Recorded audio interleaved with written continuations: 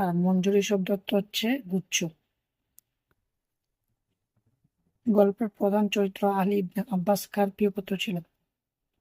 খলিফা মামুন রশিদের। আলী ইবনে আব্বাস কোন শহরে একজন সম্ভ্রান্ত ব্যক্তি আশ্রয় লাভ করেন? দামেস্ক। উম, দামেস্ক হচ্ছে দামেস্ক হচ্ছে দামেস্ক হচ্ছে সিরিয়ার রাজধানী।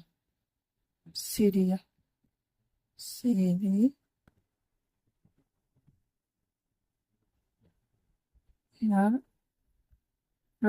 সিরিয়ার রাজধানী।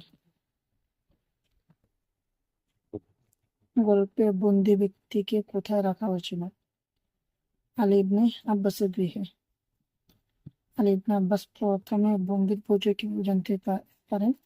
বন্দির মুখ থেকে। আলী ইবনে আব্বাসকে আশ্রয়দানকারী ব্যক্তি কোথায় বাস করতেন?